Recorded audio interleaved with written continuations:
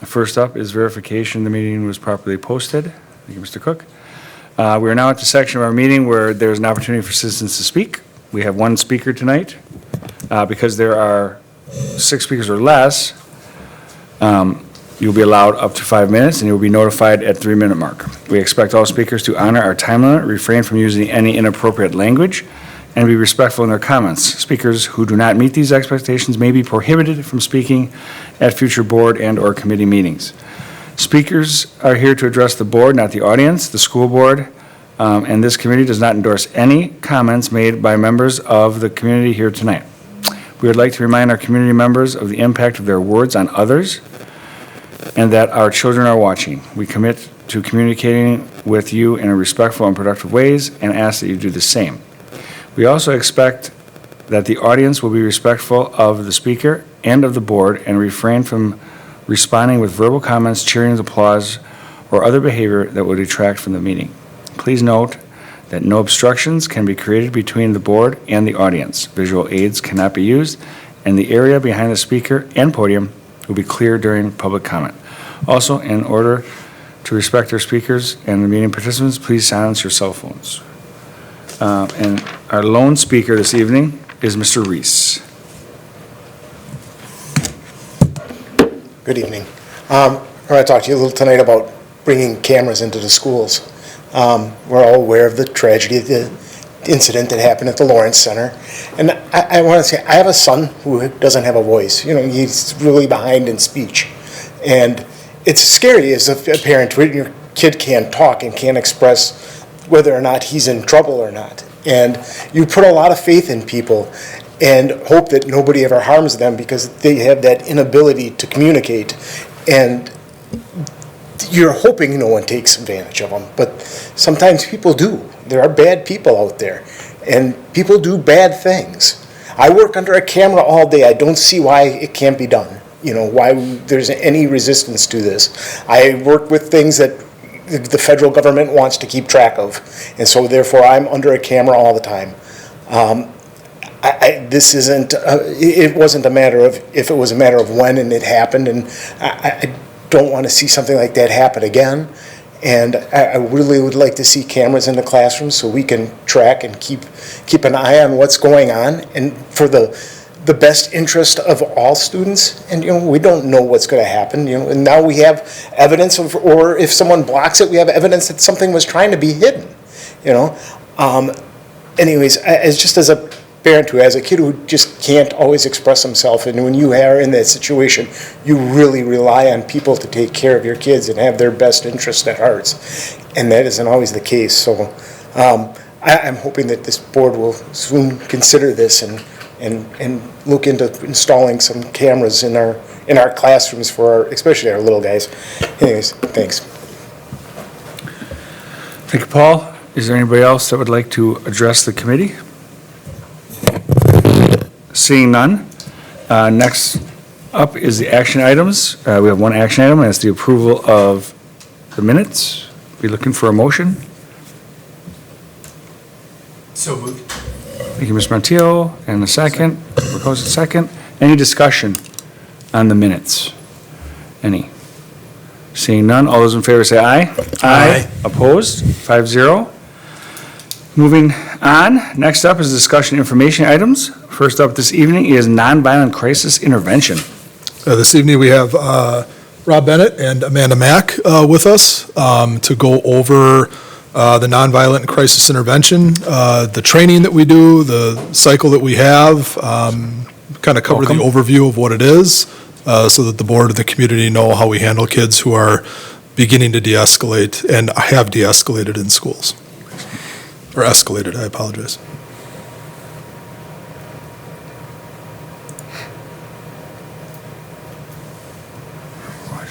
There we go.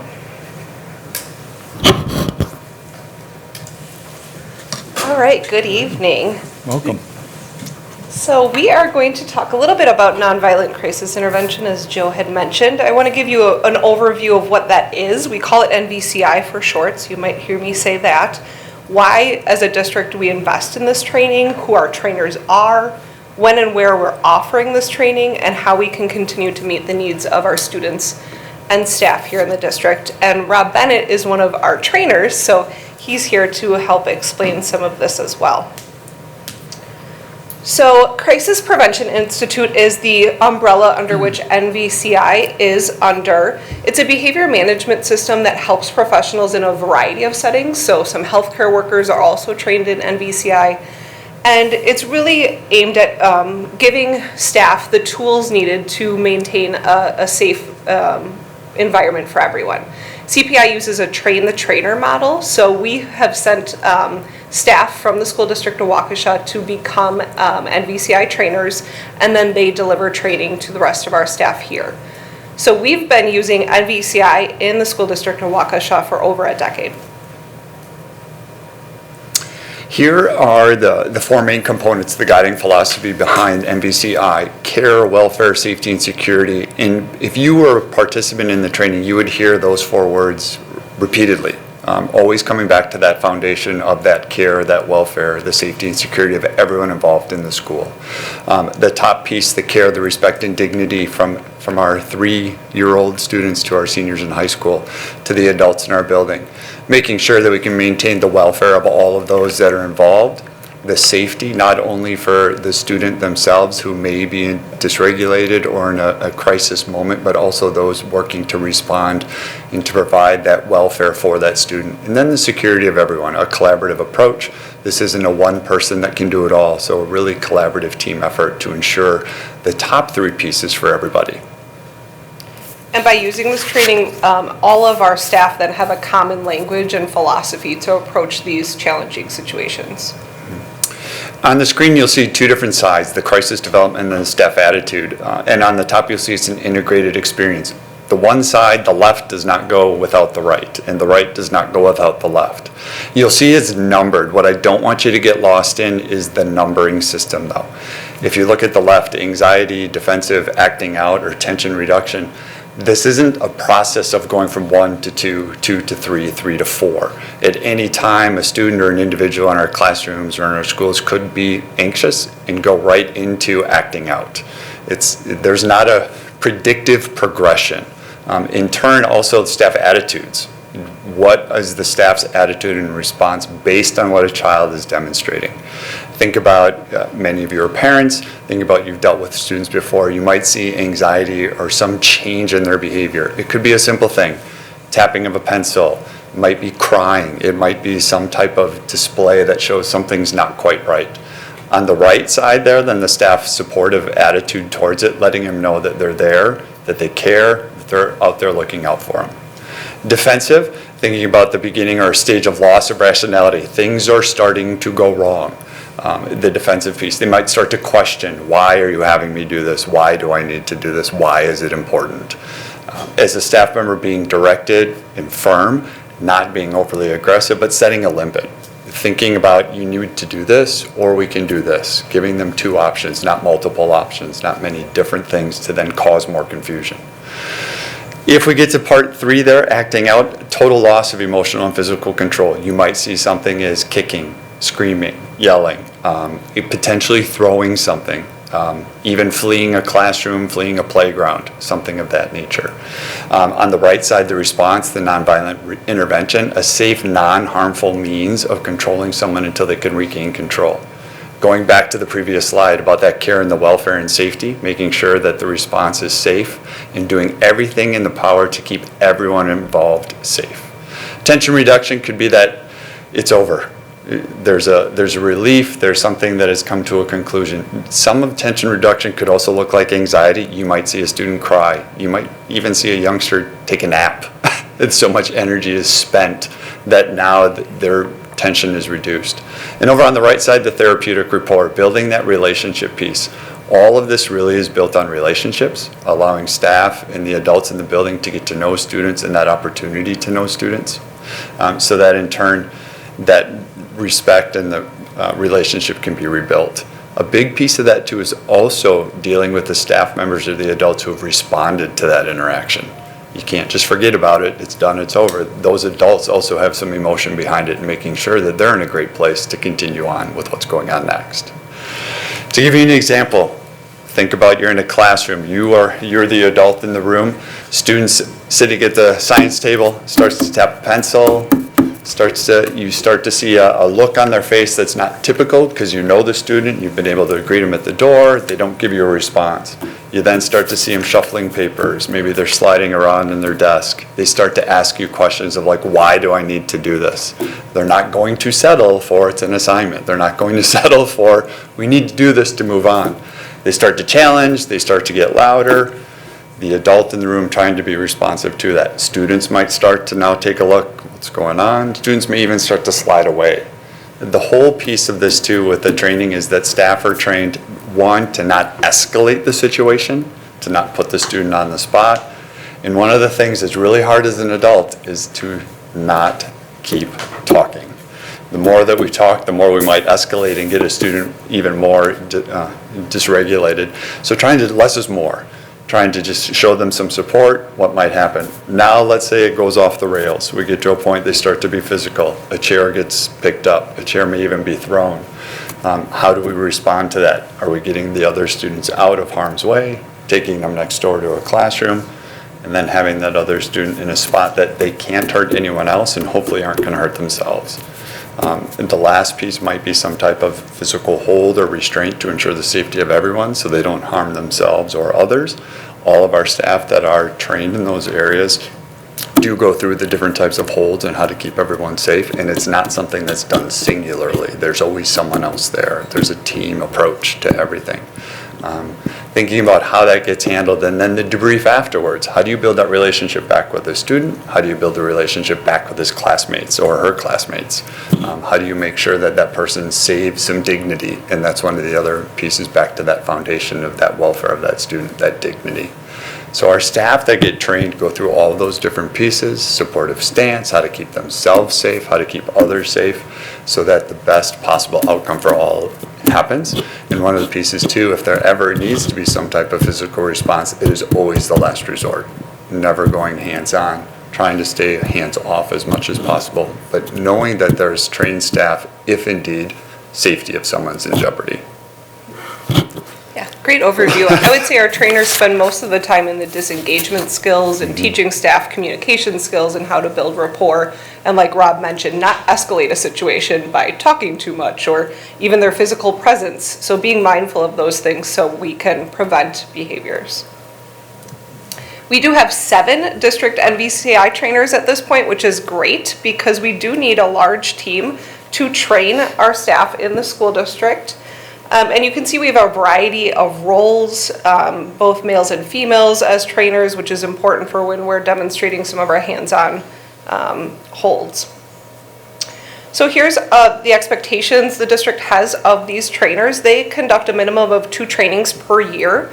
I sit with them and review participant survey data after they've completed a session so we can do some continuous improvements.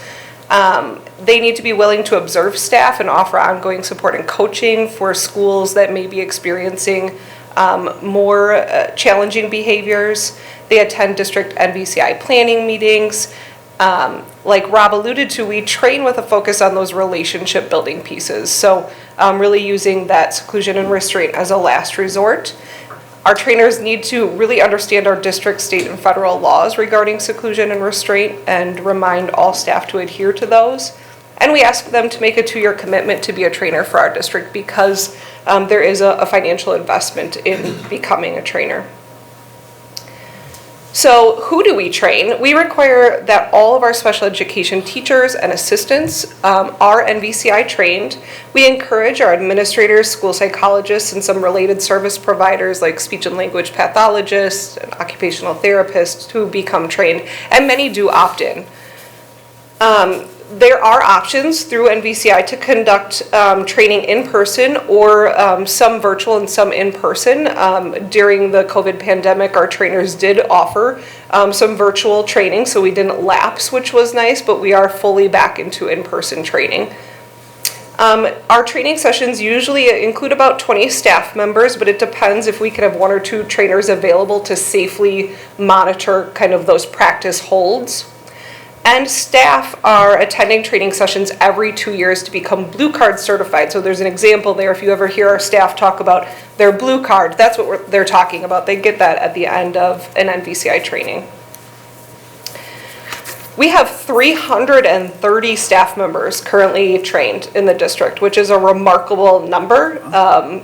And something we're very proud of because it does ensure that safety in our buildings. So kudos to Lisa, who's the administrative assistant who keeps track of registering all of these participants, coordinating these schedules, tracking attendance and certification, because as you can tell with a number that large and with the requirement to recertify every 2 years, it is a lot of behind the scenes work to make sure we are staying on top of things. So the policies and procedures that are really driving this work is Wisconsin Act 118, which is the law that addresses the use of seclusion and restraint. And I know we've talked about this and you've seen our seclusion and restraint numbers. This act took an effect in 2020 and replaced the old one, Act 125. And some of the changes are outlined here, but one of them you'll notice is revises to the required training components. And that's why we've really honed in on some of these NBCI pieces. So what have we done? We've continued to offer initial and refresher training several times per year, like I mentioned, over the last decade. We've ensured all of our schools have NBCI trained staff. And last year, I worked with all of the administrators to make sure everyone was normed around the same policy and procedure, as well as the same understanding about what seclusion is and is not, and what restraint is and is not. So we did spend some time going over some common examples, just so that everyone had the same understanding as we're going into these complex discussions. So you can see here some of the information that we went over, again, with all of our special education staff, all of our administrators, anyone that is common in these positions that may require that NBCI training. Over this last summer, Rob and some of the other trainers took part in a data dive with me so that we could examine some of our trends around seclusion and restraint and continue to refine our practices to make sure that this incredible investment that we've put into as a district continues to address those needed components. In the Summer Institute, just a few weeks ago, Jason, Patty, and myself trained all special educators around functional behavioral assessments and behavior intervention plans. Many students that require those are students that may experience dysregulation and may have staff that need to use NBCI, so it's really important we have quality plans in place to be, again, preventative. Also, something new this past summer, at the request of the district office, we did train additional staff. So 101 secretaries, custodians, and health room assistants were also trained. Again, a really incredible investment into some staff that are kind of front-facing and do see, situations in the office, for example, where there may be a parent or a student who is escalated, and now they have the skills to handle those situations. I'm so sorry. Oh, go ahead. Is that on top of the 303 or 330, or is that inclusive of the 300? That is inclusive. Okay. Yep. Sorry, thank you. Good question. So what are we going to do next? Our work is not done. We will be holding an advanced physical skills training here at Lindholm in the next couple of weeks, and 2 of our district trainers will become trained in advanced physical skills. This is on top of their typical NBCI training and will help in some situations where we've got extremely challenging behaviors and the need to make sure all people involved in those situations remain safe. Another thing that we're working on is expanding our training sessions. Now that we are in person and can offer those sessions, we want to increase that training time to hit some of those components of that Wisconsin Act to make sure all of our staff understand fully the responsibilities around NVCI. So our initial training will be a full day. Our refresher training is half a day. And then our trainers will be offering school-specific training and guidance as needed.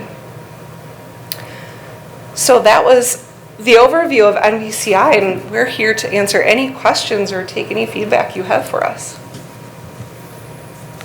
Any questions? Got a couple. Mark? Okay.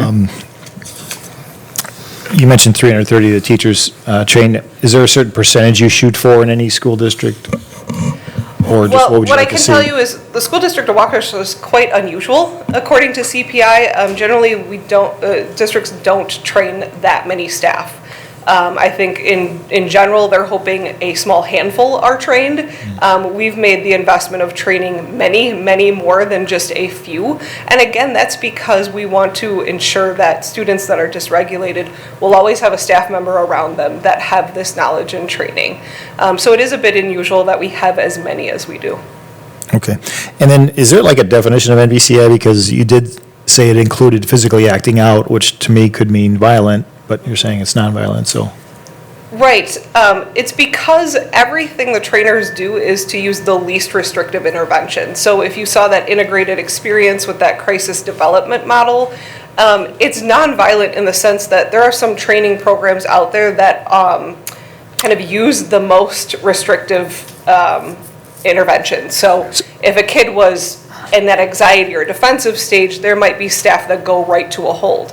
Our staff are going to meet kids where they're at. So if they're exhibiting anxiety, our staff are using communication and disengagement kind of skills to de-escalate that situation. So the nonviolent actually describes the intervention, not the behavior of the student. Okay, Correct. that makes sense. Yeah, I think that was it for me. Mr. Montiel? Thank you. Thank you for this. Two small questions and I guess maybe one larger one. Mr. Bennett, I think you mentioned a supportive stance.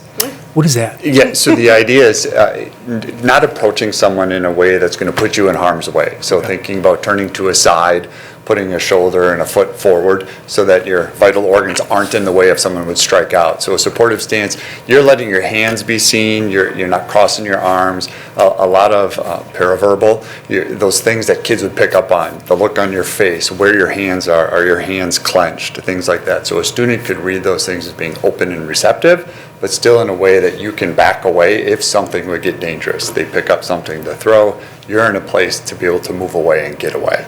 Okay. So that supportive stance, just like you're there for them, yet you are able to escape if necessary.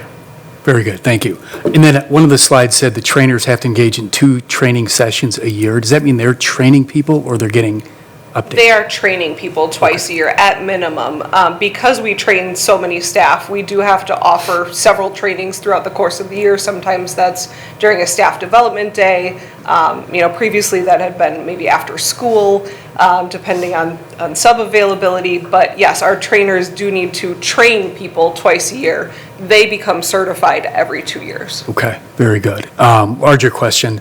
As far as putting a physical hold on a student, do our educators, our employees, do they have to be certified as blue card individuals to be able to apply that physical hold? I don't know that answer. Well, again, because we're fortunate to have trainers trained in every building, Yeah. I think in every case that we've had to go hands-on with kids, we have had staff that are blue card certified in that situation. As Rob alluded to, there may be a response to a crisis situation that includes people that are not certified, but they can play a different role in that scenario as far as securing the scene, supervising kids that maybe have been cleared from the classroom while the blue card certified staff are dealing with that acting out person. Okay. So we are in a really nice position here to make sure that staff are trained to deal with those situations. And 330, that's a good number. Obviously, we'd like it to be 100%, but, operating in a real world. I guess, is staff prohibited from putting a physical hold on a student unless they are blue card certified? I think staff will do what it takes to keep people safe. Yeah. But certainly, again, people that are trained are in the position to deal with these situations. And more often than not, if there is somebody that's becoming defensive, even if somebody that's not blue card certified is on the scene, you can radio and call and make sure that somebody is responding. Gotcha. Because we'd hate to put a staff member in a situation that they're not trained to handle. Also having a student, at the risk of being injured during that incident.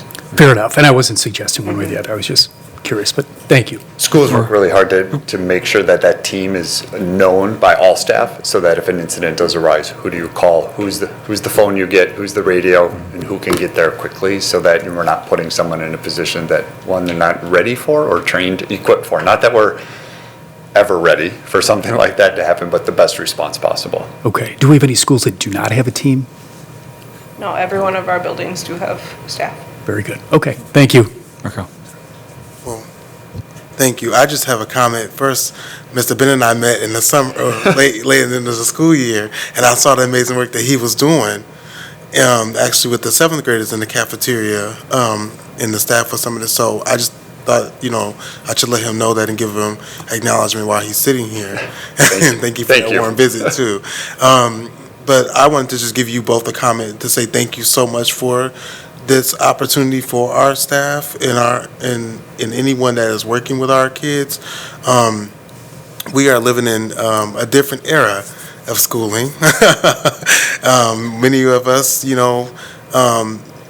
probably, are seeing behaviors that, we have not been familiar with when we were in school. And so I think that we have some challenges ahead of us, and we have some challenges on us right now. But I think the response that you all are doing and the resolutions are, like with this training, is remarkable. And I'm just happy that we exceeded the numbers of staff being trained. I think you mentioned that most districts or most schools, organizations only have a few trained, but for us to have more trained, I think that's very important because we're sending the message that, hey, we want to do everything we can to make sure everyone feels safe and secure in our schools. And that includes our student staff and our families. So thank you so much for that. So Absolutely. It's an area I'm very passionate about. I was an Nbci trainer in a previous position of mine, so I feel really honored to work with Rob and our other trainers to do this work for our staff and students. Mr. Zenobia. Thank you. Thank you both for being here. It's very interesting presentation that you have. I did not get a copy of it, and part of my question was, in one of the slides you had mentioned that you had looked at some of the data from years past. What, in kind of a nutshell, maybe did that show you? And part of that question leads into, we've heard that behavior and discipline has been up for the last few years across the board in all districts around the state and wherever. How has this training helped that? Or have you seen a need for more of this, or has this training been instrumental in some of those areas? I mean, just from looking at it, having been doing this for a long time, the last couple of years, what is the trend that you're seeing? Is this helpful? Is it about the same? Are you just dealing with more instances? Sure, great question. So it's hard to tell longitudinally because Act 125 was replaced with 118, so our board report and our requirement to keep track of data has changed over time. So it's hard to compare apples to apples. What I would really like to do is use this past year as kind of our data point and then work forward. So we know we've put in some policies and procedures to address concerns that we knew were there. Our data dive allowed us to identify trends that we were seeing. For instance, our elementary schools experienced a lot more incidents of seclusion and restraint. So we did some notice and wonder protocols with staff to figure out and kind of drill down at the root cause of that so we could train appropriately and address that. I think we'll continue to do that work and watch for trends, and hopefully our reporting requirement will stay the same so we can have a nice, neat data set to compare over time. Certainly there has been, as Markel alluded to, kind of a spike in some of the behaviors that we're seeing, and again, we're fortunate to have people that are trained to meet those challenges.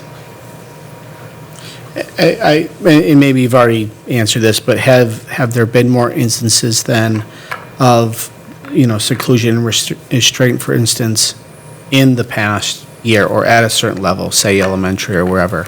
Have you noticed that? Or? Sure, and I think our numbers are about similar to pre-pandemic levels. I would have to look back at my data, and again, it's hard to compare because the way we've reported it has changed. So if you can imagine, like the situation Rob described in the classroom where the kid becomes de-escalated, that may start as a seclusion. You may have to remove kids and keep that child from leaving the room because you know they're a danger to themselves or others, and it may end in a restraint. So there are some incidents that use both seclusion and restraint, so it depends on how you count that instance, right? So our data isn't always the same. And again, I would like to analyze that going forward because I feel like we have a really strong grasp on our data now. And again, like I had mentioned, it's important to norm everyone around our policies and procedures and calibrate around that definition. So with Act 118 changing just 2 years ago, this has kind of been a moving target, but we'll continue to monitor and be responsive. Thank you. Any other questions? Fantastic presentation. I'm Blue Card certified, and on a CPI team at the school district I work at, and the way that you explained it is perfect for people who are not involved in it, so I appreciate it. Thank you very much. Thanks, Rob. I get to stay up here. Alrighty. Next up, on discussion information items is Special Education Aid Summer Institute. All right, you're stuck with me again. I do want to take a few minutes to talk about our special education professional development that was offered in August of this year. So I'm going to talk a little bit about what our special ed aides do, how they've received training, why we presented this PD option for them, what topics were discussed, and so on. So we have about 130 special education aides in our district. This is the role in a nutshell of what a special ed aide does, and you may have heard them being referred to as a para or an assistant. They go by many names, but in a nutshell, they really are with our students all of the time, and they're in the position of working with some of our students with the biggest challenges and often don't have the professional development to meet those needs. As you can tell, this is pulled exactly from our job description. We expect our aides to make adjustments, modifications, and adaptations to help learners be successful in any environment. That's a big ask. So we want to make sure that these individuals are trained. To date, many of our buildings have done a great job of offering kind of on-the-job training or meeting people where they're at. We felt as a district it would be really important to bring all of our aides together and give them some high-quality PD. They have so many duties, as I alluded to. They really are utility players in our buildings. Again, this is from our job descriptions, and you can tell how much they are doing with students at any given time and how many different things that they may do in the course of a day, depending on the student that they're supporting. And you can see there's some here that are very, very challenging, and without the proper training would be very difficult. I don't know how many people would be able to tube feed without being trained, right? So they do need to have a high level of training to do some of these things that are in their job description. This was our save the date that we sent out. We were very excited to announce this, and we made this a paid optional opportunity for all of our aides because it was in the summertime. But we did advertise it quite ahead of time so that they could make plans to attend. We had a full day schedule. So again, this was optional, and we had 70 aides show up. So in my mind, when we were planning this, I was telling Joe, I was like, oh, I hope we get like 50. I would be thrilled if we got 50. We exceeded our expectations, which was very exciting. And you can see here we had a very full day of sessions for our aides. And with those 70 that attended, we were able to group them in cohorts based on the age level of kids that they serve, so they were able to get information relative to their jobs. There were 6 sessions. I'll give you just a brief overview of what those looked like. For building independence, we had 2 special educators, and these presenters were chosen by myself, Patty, and Jason because we knew them to be exemplary staff who had a specific skill set that we felt could be utilized for this training. So these staff spent their summer putting together this training for our aides, which was quite incredible. So during the building independence session, our special ed teachers that taught this course went over IEP basics. They talked about how to remain strength-based when working with students. They talked about natural and peer supports that could be used in the classroom. Again, building independence of kids to be successful in all learning environments. And there's a picture of the training there. Understanding challenging behavior, again, taught by 2 of our special ed teachers. This was a very popular course. How trauma impacts behavior was a big focus. How behavior is a form of communication, understanding functions of behavior, and behavior management strategies. Assistive technology was taught by a speech and language pathologist, an occupational therapist. They went over the benefits of assistive technology, kind of the ins and outs and basics of what that is, how you can use it, and of course, because we have iPads for all of our students, how we can leverage those iPads and utilize assistive technology there. Supporting students with mobility needs was taught by 2 physical therapists and an occupational therapist. They covered wheelchair basics, transfers, safe body mechanics, lifts. You can see they actually brought in some equipment. This was held over at Les Paul, so they actually did get to do some dry runs with these equipment as they were being trained. Nursing services were taught by 2 of our district nurses. They did an overview of nursing in a school district and covered some of the common ailments that we'll see in our buildings, such as asthma, diabetes, seizures, and your typical playground injuries. And again, it was really nice to have them in person to talk about these things that they'll need to do their job. And lastly, autism.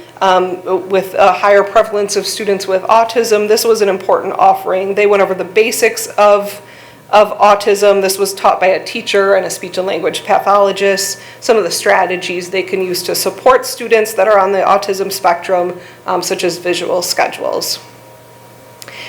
After our training, we asked our participants for feedback. 20 of our aides responded, and you can see 100% of them reported to be satisfied or very satisfied with the quality of professional development that they received. When we asked them what they liked best about professional development, you can see some of the comments here. It was interesting because we tried to ask them which session did you like best so we could know what to offer. Almost every one of them said we couldn't pick, we loved them all. So that was a great problem to have, that they just could not decide what was the most helpful. And I think there's some really powerful quotes here. They said it's obvious that the school district cares about paras when we're offering high quality PD. They enjoyed all parts. They loved the collaboration. They loved hearing the perspectives of special education teachers in the district.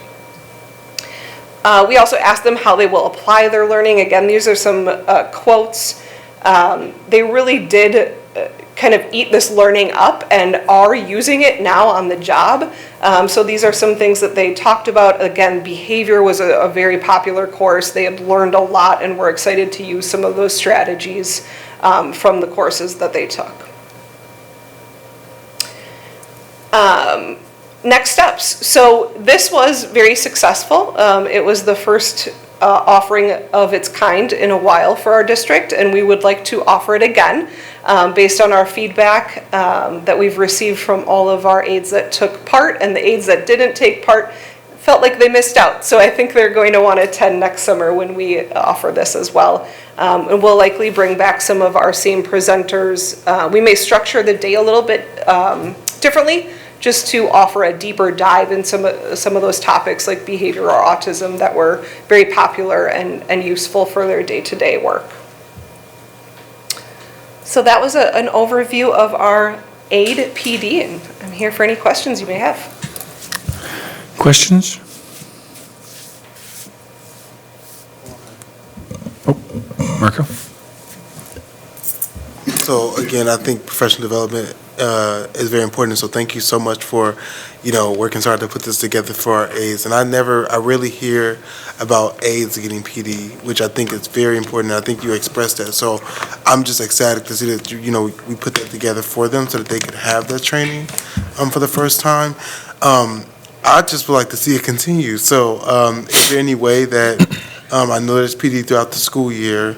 I know you said next summer, but is there any way that some of them could get it even maybe in a day in spring or even a half day where even just for like a workshop within a PD, within a regular PD where it's a workshop specifically for aides where they can go and get the support that they need specifically to do their jobs, because they do a lot for our kids. So is that a possibility? Yeah, that's a great question. I think that's already happening. As I alluded to, our building-based staff, such as our special ed chairs that exist in every one of our buildings, did a great job of taking this information and spreading it out through this year so they can reinforce some of these concepts. They all had access to these presentations, and Jason, Patty, and myself have been reinforcing this learning.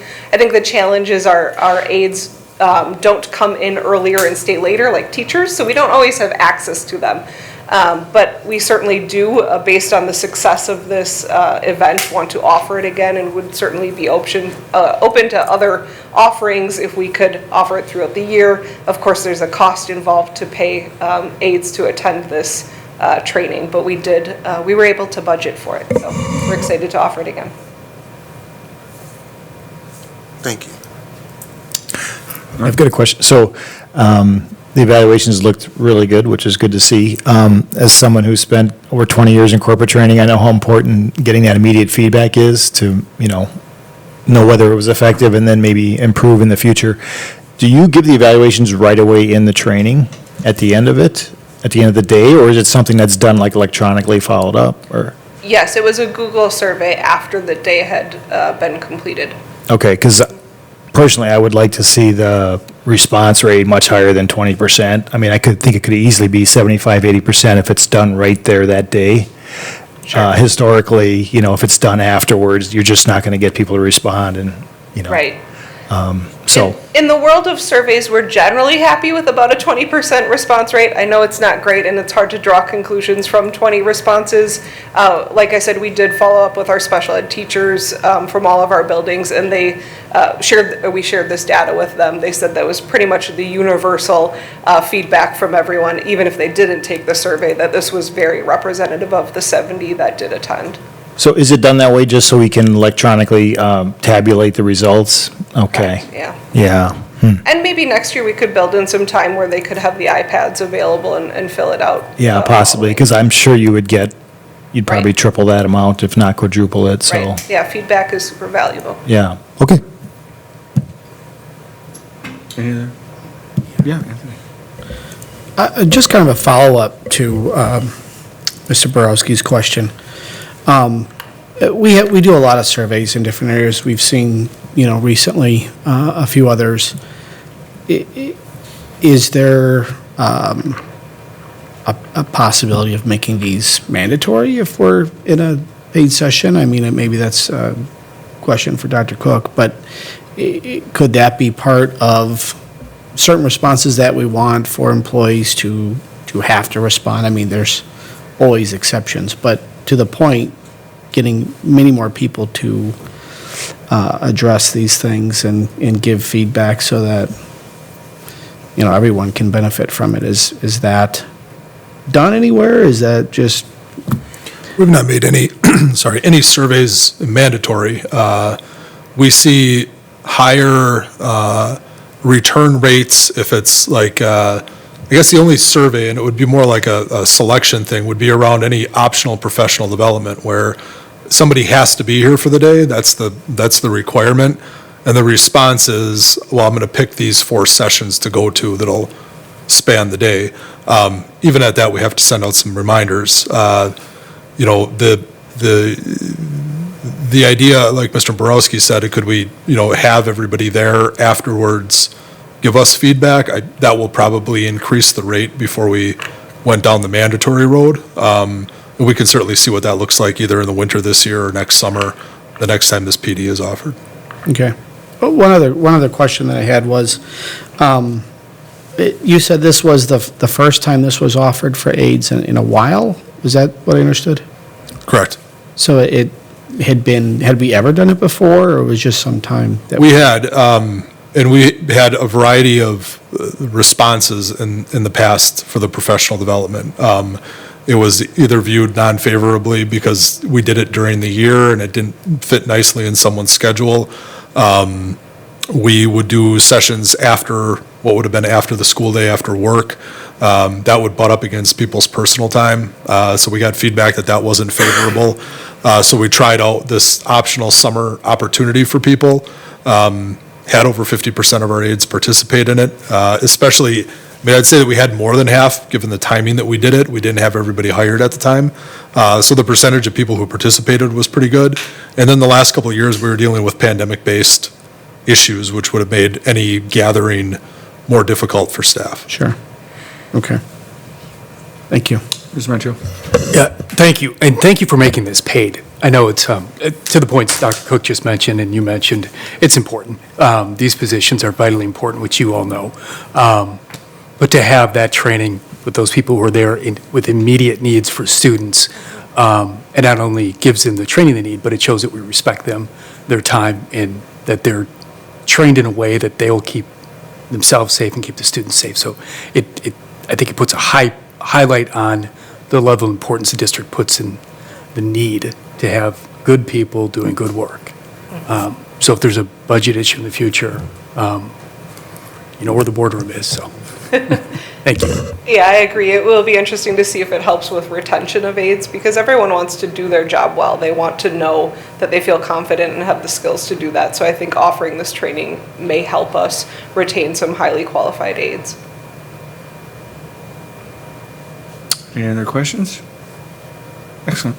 Thank you very much. Thank you. Alrighty, next up on discussion information items is discipline committee update. Yeah, thank you. Just a short slide on this tonight. Again, the timing of things, last month we had the safety review 2 days after. Right. And we're committing to Thursday meetings towards the end of the month, so the fourth Thursday of the month. We've had to move that a little bit around due to the Thanksgiving, and then in October, we have a half day, and then we have the next day as a non-student day. So we're bumping those up a little bit, playing with those dates, but we're trying for that last week of the month. The main reason for that is we'll have a month's worth of data to review. So our first meeting is this Thursday. In looking at our requirement, we have 60 school representatives. So principal, teacher, student services staff members going to be there and present from every school. We're going to look at the first few months as the root cause analysis. We're going to try to figure out what it is that we're seeing and why we're seeing it. We can see those numbers quantitatively, and I have a report on your desk that we'll talk about in a moment. But we also have, like, what is the lived experience? And so we want to figure out what is, frustrating our staff, what is concerning our staff about behavior, and then we're going to compare those discussions to what are we seeing numerically in our system? How many referrals are we seeing? And then we'll be discussing different behavior approaches. Are we going to move more towards a system, or are we going to use some of our current systems to try to address this by simply prioritizing, like using lunchroom behavior as an example? We're having problems in the lunchroom. We haven't yet built that into our plan. How are we going to go about teaching the behavior, monitoring the behavior, supporting the students, so on and so forth? And then we'll begin to implement a universal system. I do think it's important for us to do two things. One, have a universal approach in the school district to address behavior, but one that is flexible enough to address the variety of schools that we have, elementary, middle, high school. We have different needs by different school buildings, so we want to make sure that there's flexibility for the school team. And so that'll kind of be the three-phase approach we go through this school year in the months ahead. We'll be providing you, as the committee here, monthly updates as to what we did and where we're going. Part of our update will be a year-to-date total as far as the referrals go. And so I have that in front of you right now. That's the sheet of paper. I did put that on your desk today only because if I would have done it last week, we would not have had many days of school. So looking at the first, as many days as I could capture for you, you can see on the bottom our totals going back to 1920. Where during that year we had 651 office discipline referrals up until this date. 2021 we had 215, 21, 22, 429, and this year 409. As I looked at this and did a review, there's one column that I'd like to point out to you, and I'll give you some explanation behind it, and it's the personal technology violation. Where last year at this time we had 13, and this year we have 65. Our secondary schools have taken a very concerted making a concerted effort to try to address this, less cell phone use. Therefore, people are paying more close attention to cell phone violations, which is why you're seeing this number tick up this year, because it is part of the plan, something that the teachers and the administrators have found. It's a distraction to learning, more so than anything, and they want to minimize those distractions in the schools. So as we go forward this year, we hope to see this number level off, but again, knowing that this is kind of the first full year where this is really taking a lot of attention out of our secondary schools, we may see that gap, widen as the year goes forward and more tech violations for personal devices. Otherwise, as you go through the table, you can see like inappropriate location, skipping class, that number is down this year based off of what has been reported. As has this repeated classroom interruption, we've seen for fewer referrals in that regard. So this is, numerically where we're at. Anecdotally, in talking to our teachers and talking to our administrators, getting out and doing some observations, we've seen a very good start to the school year. We do have some areas that people are, paying close attention to. Hallways, for instance, tardiness after passing time is something that there are schools that are paying close attention to. But again, we're happy that there's just a good feeling to this start of the school year, and that's represented in these numbers.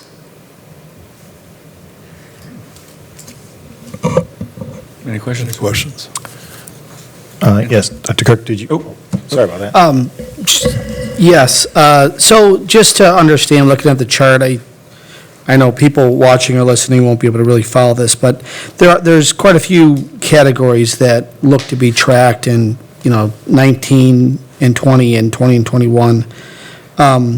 For instance, one of those is defiance and insubordination, which isn't showing anything in the last 2 years or even this past month. Have those numbers just been recategorized? Yeah, we don't have that as a discipline code anymore, defiance and subordination, but what we do, we try to be more specific with those two things because they're pretty nebulous terms. So, for instance, we now have inappropriate language expression or interaction. That is a category that was built in a few years ago, 2 school years ago to be specific, where if a kid uses inappropriate language, it's coded as inappropriate language. It's not, they were defiant to me or they were insubordinate to me. You can see, I'm just trying to go down to see another column, the repeated refusal to follow rules or follow directions. That used to be categorized as either insubordination or defiance. We wanted to make sure that if we're going to write it up, we're going to make sure that we're actually writing up what happened to the best of our ability. And we tried to get away from just blanket discipline codes, which didn't give us a whole lot of actionable data afterwards. And I'm not trying to find something that doesn't exist here, but my only point, those were 2 of the really big categories. So from what you're saying, a lot of this is simply maybe how it was recorded or perceived by whoever was doing it at the time, and we're trying to be more accurate with how we categorize things and where they should be and. Sure. We wanted to make sure, again, that we were specific. So you'll see disruptive behavior. That was another category. What would be disruptive in my classroom might not be disrupted in your classroom. And so in order to try to give us some data that we would go off of, because I'm super strict and maybe you're not as a teacher, like that doesn't give us, again, a whole lot of, how was I disruptive? Well, I got up and I stood behind my desk because that's disrupting my class. In another classroom, though, you might have the option to stand up and move.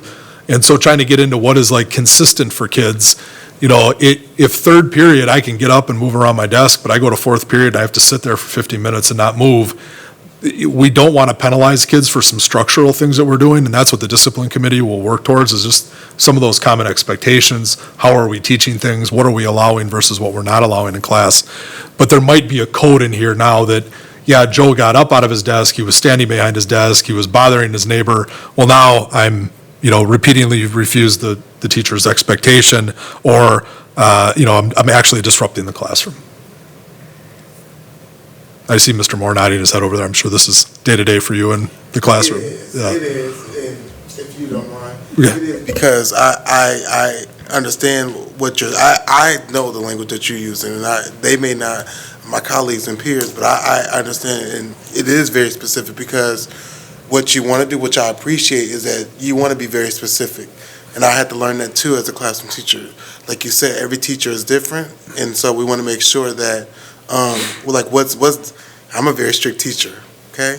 And so what is strict in my classroom may not be strict in Dr. Cook's classroom or whatever. So define what, like you said, it's very nebulous. What does that mean and stuff? So with me, the way I find defiance is refusing to follow my directions. I've asked you several times to sit down, little DJ, didn't want to sit down or making, inappropriate, comments towards other students. That's disruptive, in my opinion. But that may not be for another teacher where they may have to find that alternative or whatever to keep that student maybe in the classroom or whatever. So I appreciate the flexibility with this, because it allows for teachers to be very specific, which will give the administration or someone above them the appropriate steps to take appropriate actions, if that makes sense. Yep. And just to, with board policy 5600.01, that's the policy that talks about a disciplinary conduct or discipline for student misconduct. And in that, it does talk about how all of our discipline should also have a teaching component to it to try to help the student not make that same mistake. And by going this way with some of these codes, when the kid is referred to the office, we're able to be a lot more specific. You don't really need, you look at what box is checked, but you're also able then to see what the teacher's narrative is in the referral, and you're able then to work with a student so that the mistake doesn't happen again in class. Okay. I will also say this, I'm so sorry. I forgot this comment. I did appreciate your comment where you said you want us to be universal, and then you want us to be very flexible with our schools because they're different. I agree with that. I hope my board members, my colleagues can hear me too. I think that's very vital, because I think that every building is different, and so the people in the building can make the decisions and have the autonomy to know how to meet the students in their building needs. I mean, they work with them every day. They know it's only fair that they do have the autonomy to make those decisions and say, hey, what do we have to do as a school, as an individual school, to get this running smoothly and get this behavior under control or get this discipline under control. And so I believe that they should have the autonomy to do that and the flexibility. But also, it's also good on our end, because then I can say, I gave you the flexibility and autonomy to turn your school around. And I expect you to turn it around. Does it make sense? Oh, absolutely, So, yeah. Just want to just put that out there. Any other question, Mark? Yeah, just a few questions, Dr. Cook.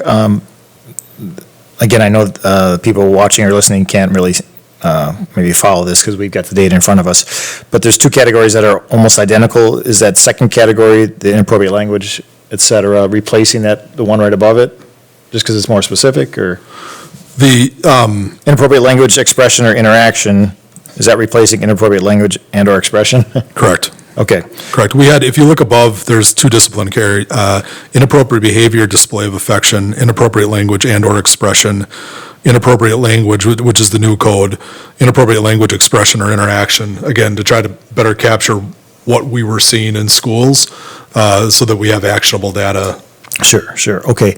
And then you had mentioned the personal technology violation. I missed what you said right in the beginning. Did you say that teachers are focusing more on the cell phone use? That's why it's going up? Yeah, our secondary schools are targeting this as an area. And the teachers have been, involved in commenting on it, just due to the distraction that it poses in class. And the administration wants to make sure that they're able to support the learning. So they've prioritized this at the secondary this year. That's what I thought you had said, okay. And then, I don't know, I'm just taking a few minutes to look at these categories. I don't know if the committee's at all considered lumping some as maybe more like minor infractions versus, more major ones, just to help us look at the data and, analyze a little bit better and try to get to some solutions. I don't know, they all look fairly significant, but there are a few that are a little bit more minor. Yeah, so these are the ones that, when we review these, and we've done it twice in my experience here, we've gone through and looked at what kids have been referred for. And in order for us then to plan, proactively, these are the codes that we've come up with, which is why you saw some of the older codes get broken up a little bit.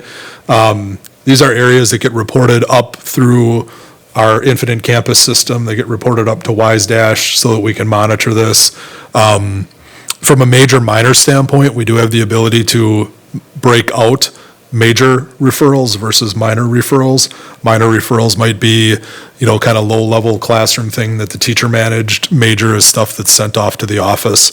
So we can tease that out, but from our standpoint, at least where we're at right now with the discipline committee, we want to make sure that if it requires that it is written up, we want to make sure we're having a good discussion about it. That does take things to an extra level. That is more than saying, Joe, be quiet in my classroom. It's now, all right, Joe continually talks in my classroom. He's continuing to disrupt. So if it's recorded, we want to have a discussion about with this discipline committee.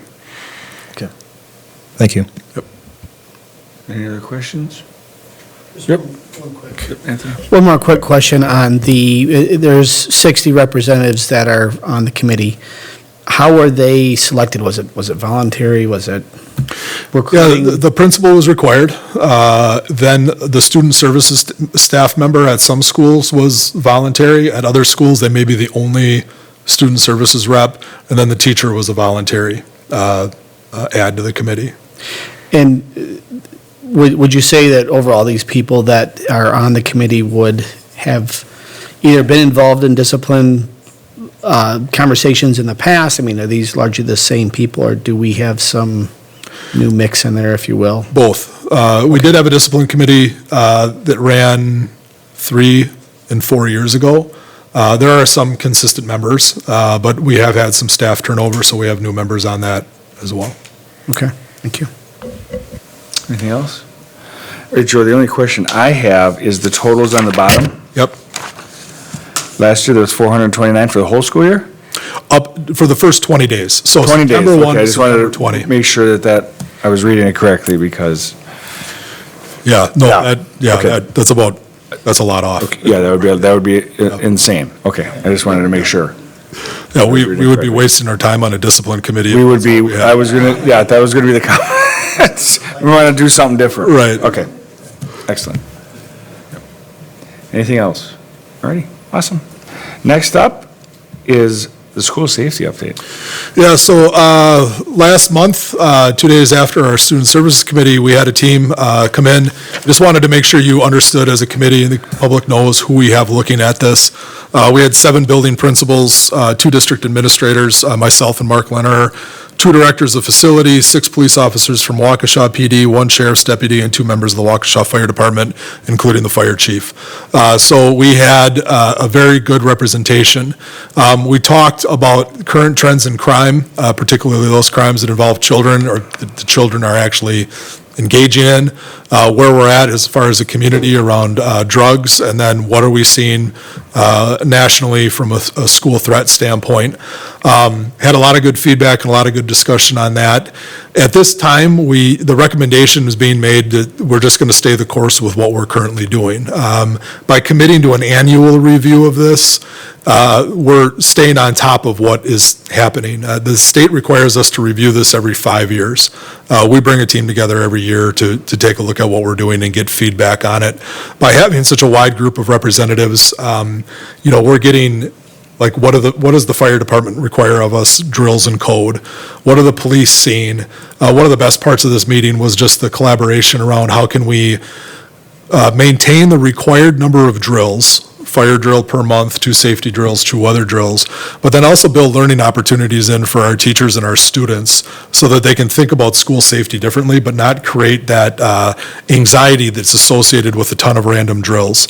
So throughout the school year, we're going to look at fire drills with the police department and the fire department in a manner that says, okay, are we doing them most effectively to, 1, obviously get out of a burning building, but mitigate risk if there was a threat associated with it. We're going to look at what would we do around lunch hours if we had to deal with a mass event in the schools. How would we evacuate? Where would we direct kids? How would we respond? And we're going to do that in a teaching manner because, again, we want the teachers and the students and the parents to understand what it is that we're doing, but we don't want to layer on that component of anxiety because the buzzer's going all the time and the kids are, well, what's going on at school? What's going on at school? We want to maintain that balance. So police, fire are going to be working with us like they have in the past. to address these situations and train so that we're prepared. We'll be sending communications out to families as the year goes forward, when those things are prior to them happening, and then afterwards, so that parents can talk to their children about, what's going on in school and why we're doing those things. Mr. Montiel. Excuse me, thank you. I can't tell you how universally impressed I have been since my time on this board with you and how you've handled student safety and these issues. It is so vitally important, which I don't have to tell anybody in the room that, we all know it. But this is something you know full well, and you've demonstrated full well, that if something would happen, every single thing we have done since day one will be looked at. And the biggest thing that terrifies me is I don't know what I don't know. And you find out real quick what you don't know when something happens. Absolutely. To have a team like this brought in, and we've talked about, you and I have talked about this quite a bit, brought in on a yearly basis with the people who know what needs to be known on site, so they can look and say, we need a clear line of sight here, we need access to that door. That helps me feel as well as I can about what we're doing as a district. We've all heard horror stories about officers responding, first responders coming in, saying their badge doesn't work, they can't get in that door. Or if they just could get access to that quicker. Those are the things that I've talked about and you've presented numerous times that these individuals do in these meetings and do it throughout the year. So it's such a huge thing. And it's so easy to just kind of look at you and say, hey, good job. So I want to put a point on it, that this is hugely important. Thank you. Yeah, you're welcome. We are, as a community, so very fortunate to have the Waukesha Police, the Waukesha Fire, the Waukesha County Sheriff's Department as partners. Their support and guidance in these things, their flexibility and availability, it's a phone call away every day. Whenever we need something, whenever we want to run something by them, we're in a very good spot with them. And the men and women who work in those departments they're phenomenal partners for us. Anything else? Mark? Can you just give a little bit more specifics on what is all done and how long it takes? It sounds like you're reviewing procedures. I don't know if everybody's there together at the same time, if you're walking any of the buildings, I just need a little bit more specificity. So the meeting that we had was, I'd say, about 3 hours long. I didn't, keep a timer on it, but it was about 3 hours long, and we reviewed our general procedures and talked about a number of topics. Each school does an environmental safety walkthrough with a law enforcement officer. So the principal and the police will do a walk around, and there's a number of checks that are put out there by the Department of Justice at the state, things to look for, and they created this environmental checklist. So like Mr. Montiel said, lines of sight, we've some low-level things. We've had a tree in the way of the office assistant or the principal's office. We've had those removed so that there's a more line of sight to the visitor when they're walking into the school. We use September as School Safety Month, so your children's schools may have communicated with you that we've done a fire drill today, we've done a lockdown drill today. So we do that to help set the stage as part of our training. I will send out reminders, our facilities staff, Chad and Kyle, will send out reminders to our principals based off of what they are seeing, what our custodians are seeing. We're doing, hourly door walks, making sure that the exterior of the building is always secure. So those are the steps that we take. So to quantify the amount of time would be very difficult. It's something that we work on. It's ongoing. And it's something that we spend a tremendous amount of time as a district reviewing. Mrs. Zenobia. Thank you. I guess, a general comment, then a question. Like everyone here, I'm very thankful that we have, men and women that go into law enforcement, into the fire department, that want to serve in this capacity, and that we have a partnership like this, not only in this school district, but others. And it's absolutely vital. I know there's been a trend in the past few years that would say, hey, we don't want so many police in our schools. And it is a real trade-off. We don't want to have to use force, ever. But in times where, and we've gained some experience in this in recent years, where there is real threat, it has to be met with force. And So I'm very thankful for those people that do that job, because when it's done well, it really revolves around safety. We always have to be sensitive to the fact that things can happen that are not intended when force is used. So I know those people are well-trained, and again, they do an excellent service when they're doing their jobs. One question I did have, and this is really more just curiosity of the district and in the city within Waukesha and the community, some of the trends that, we hear about drugs, we hear about crime.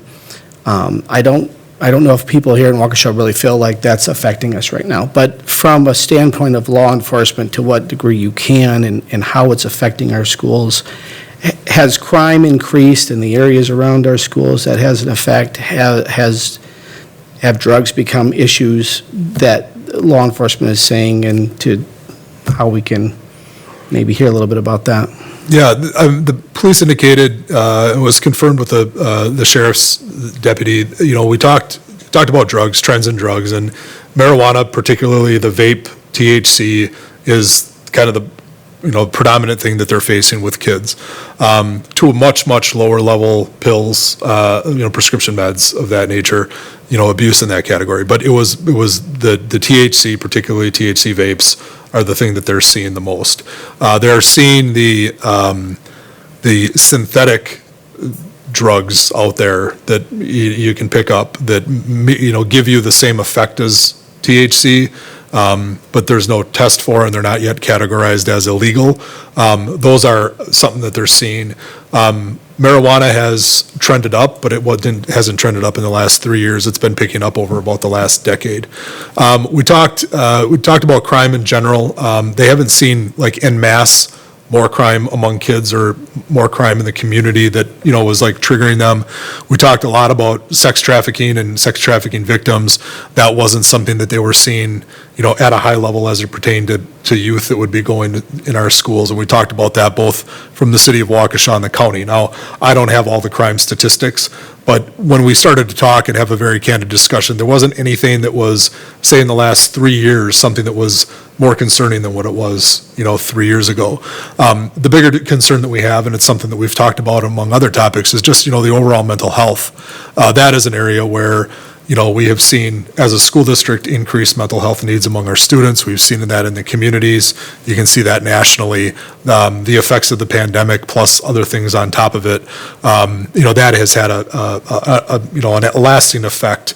And that was something that we discussed too, but not in the realm of crime, but just more in the, like, a needs. What are we facing as a community need? And that was one of the needs.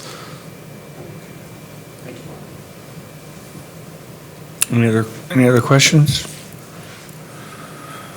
Excellent. Thank you very much, Dr. Cook. Next up is other business. Does anybody have any recommendations for future meetings? Anything? If something comes up, email myself and Dr. Cook, and we'll definitely get on the agenda. Oh. I do have one. Okay. And what I'd like to look at is policy 2416, which is student privacy and parental access to information. And the reason for that, generally speaking, is just there's instances where we need to make sure that parents have information that they may or may not be getting. And so I'd like to review that and Okay. see if that's where that might fit. Alrighty. So we'll put that on the agenda for next month. Thank you. Anything else? If anything pops up, let us know. Send us an email.